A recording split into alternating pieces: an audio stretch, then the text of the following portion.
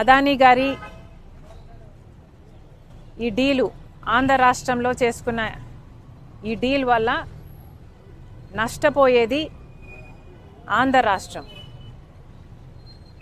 ఈ భారం పడబోయేది ఆంధ్ర రాష్ట్ర ప్రజల మీద. కానీ లాభం మాత్రం అదానీ గారికి. ఇది ఎక్కడి న్యాయమని అడుగుతున్నాం. కేవలం అదానీ గారికి లాభం చేకూర్చడానికి చేసిన ఈ డీల్లో ఆంధ్ర రాష్ట్ర ప్రజలను తాకట్టు పెట్టడం జరిగింది. ఇది న్యాయమేనా?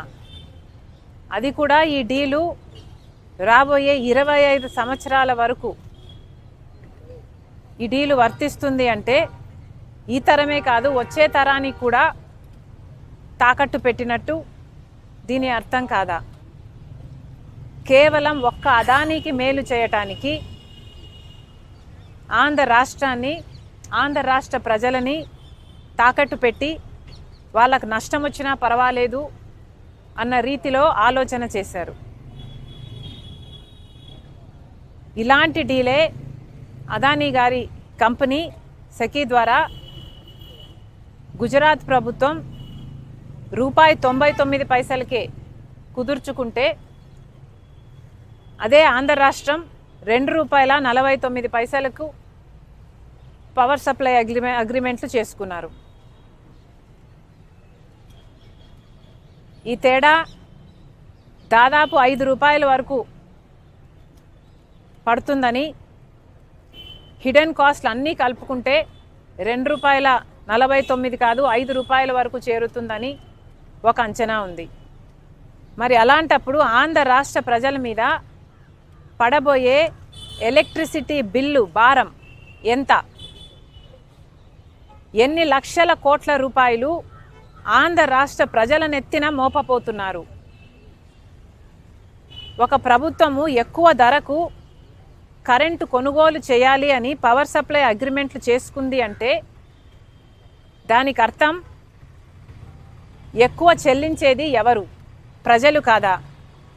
డిస్కామ్లేమో ఎలక్ట్రిసిటీ సప్లై చేసిన తర్వాత బిల్లులు వసూలు చేసేది ఆంధ్ర రాష్ట్ర ప్రజల దగ్గర నుంచి. మరి అలాంటప్పుడు ఈ భారం అంతా ఆంధ్ర రాష్ట్ర ప్రజల నెత్తిన మోపడం కాదా? ఇది ఎక్కడి న్యాయం అని అడుగుతున్నాం.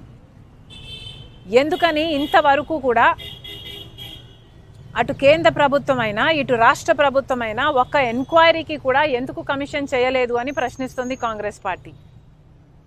ఈ అవినీతి బయటపడింది, డిస్కవర్ చేసింది మన ఏజెన్సీలు కాదు.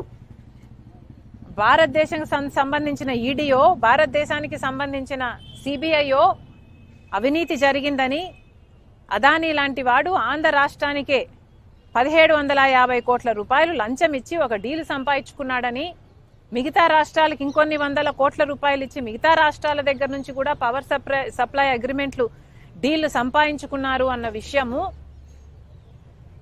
మన ఏజెన్సీలు ఏవి బయట పెట్టలేదు. ఎంత సిగ్గుచేటు!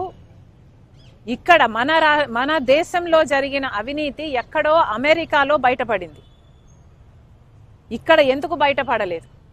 ఇక్కడ ఎందుకు డిస్కవర్ చేయలేకపోయారు? ఎందుకంటే ఈడీ అయినా, సిబిఐ అయినా, ఇన్కమ్ ట్యాక్స్ అయినా అన్నీ అదానీ గారి చేతుల్లోనే ఉన్నాయి. ఎలక్షన్ కమిషన్ అయినా, ఆఖరికి ఏ ఏజెన్సీ తీసుకున్నా, ఆర్బీఐ అయినా, ఏ ఏజెన్సీ తీసుకున్నా ఈరోజు అన్ని మోడీ గారు తన గుప్పెట్లో పెట్టుకొని ఉన్నాడు. ఎంత సిగ్గుచేటు! మన దేశంలో ఈ అవినీతి డిస్కవర్ చేయలేకపోయాం. ఎక్కడో పరాయి దేశంలో, అమెరికాలో ఇంత అవినీతి జరిగింది అని ప్రపంచానికి తెలిస్తే ప్రపంచం ఇప్పుడు ఆంధ్ర రాష్ట్రంలో, మన భారతదేశంలో జరిగిన అవినీతి గురించి మాట్లాడుకుంటుంది అంటే ఇది సిగ్గుచేటు కాదా? మన దేశం పరువు అదానీ గారు తీస్తే రాష్ట్ర పరువు జగన్మోహన్ రెడ్డి గారు తీశారు. ఈరోజు అంతర్జాతీయ స్థాయిలో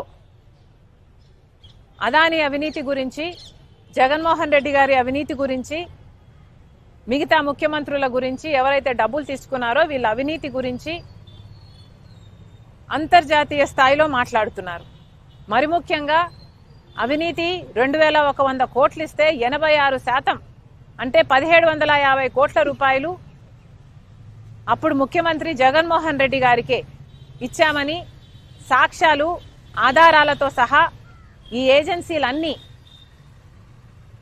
అక్కడ అన్ని సేకరించిన తర్వాత ఛార్జ్ షీట్ కూడా ఫైల్ చేసి ట్రయల్కు వాళ్ళు రెడీ అవుతున్నారు.